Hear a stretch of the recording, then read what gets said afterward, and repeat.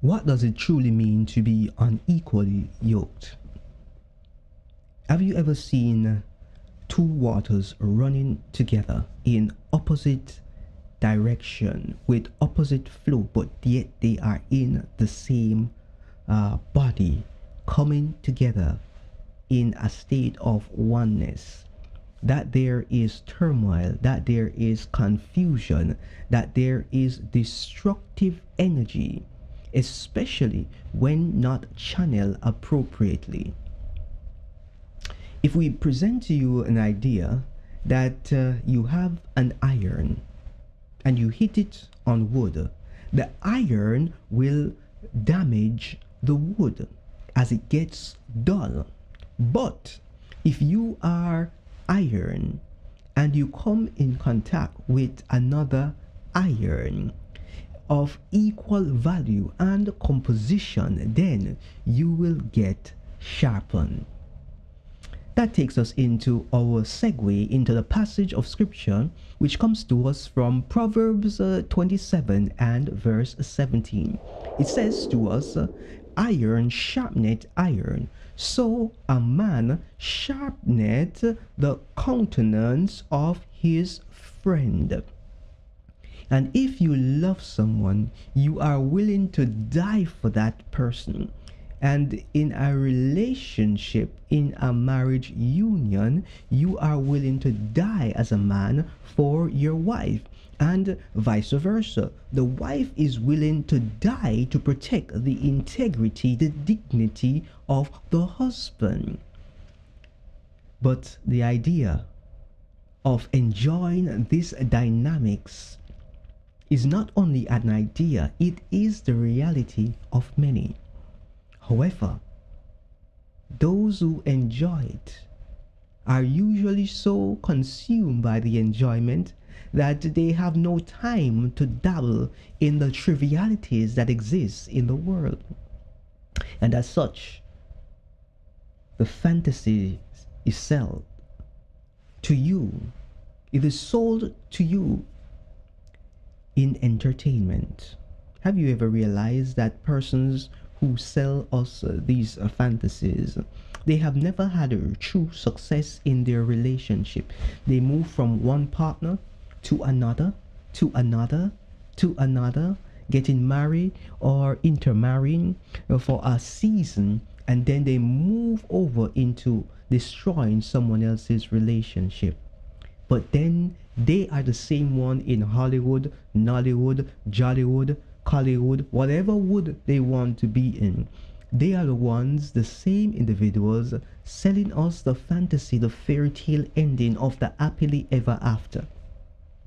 After they have destroyed the sanctity of the institution created by God. The idea of being unequally yoked is like beating a stick with iron. It is like trying to indicate to the other individual that which is right and righteous, but they are not yet in a mental frame of mind to observe, to appreciate, to enjoy it with you. And as such, that there creates a strange dynamics in which it is a tug and war situation. One is pulled into one side, the other is pulled into the other side. So it's a tug and war, tug and war. So if you don't want a tug and war in your relationship, if you don't want a relationship to destroy you, you would have to find or ensure that you are found and you agree with someone who is in the same frame, going in the same direction that you are, who is true and honest in their intentions. Because as iron, you want to be in a position where you can sharpen another iron, sharpen another friend. You don't want to be in a position where you are trying to help, but yet in helping you're destroying, you're damaging. Or if you are being helped, you are not being helped in the way that you desire to be helped because you are taking it personally. So I admonish you, To stay away from some relationship is an expression of love.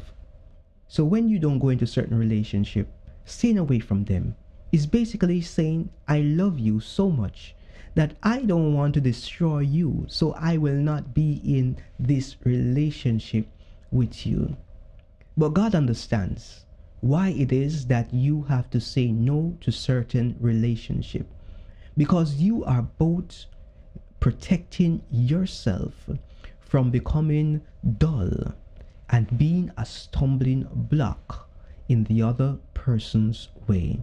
I sure know that you don't want to be a stumbling block. I know that you don't want to cause your brother to stumble. I know that as a man looking on, you don't want the sister to stumble, to fall, to lose her dignity or chastity. You don't want any of it, because you will not take unto yourself a wife who has no virtue within her. So do not desecrate the sisters. As well, I want to say this to you. Though you are protecting yourself, you are also protecting the individual from the damages that come from the destructive unification of two incompatibles because of the lack of similarities. And saying compatible, we're just speaking in general terms for ease of understanding, meaning that they are not on the same frequency. Their belief systems are different. They have different dreams and aspiration. They are not willing to submit in accordance to the design that God has given unto them. So they are operating from a state in which they are blindsiding themselves and blindsiding others. Are all awful deceptive tactics that of the enemy? That is a question I want you to ponder. Are all deceptive tactics of the enemy, or is it sometimes we as a people choose to be deceived? Do you want to be deceived? Do you desire to be taken for a joyride? Do you desire to be derailed?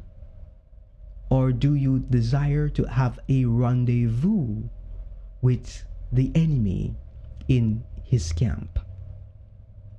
If that is what you desire, this is not the place for you, because we want to present to you the truth.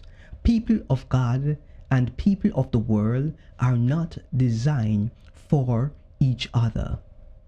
And not all people of God and people of God are even designed for each other either.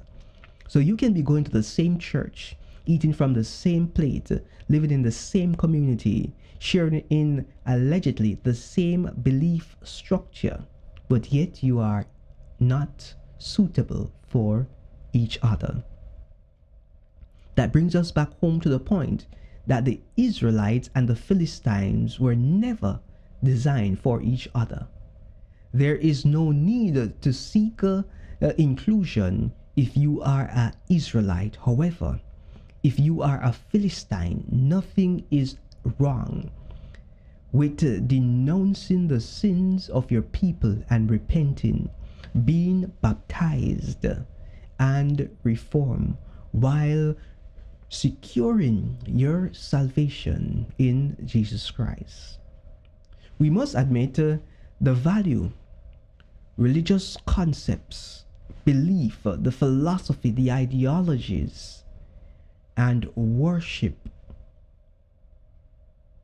We need to accept all of these parameters.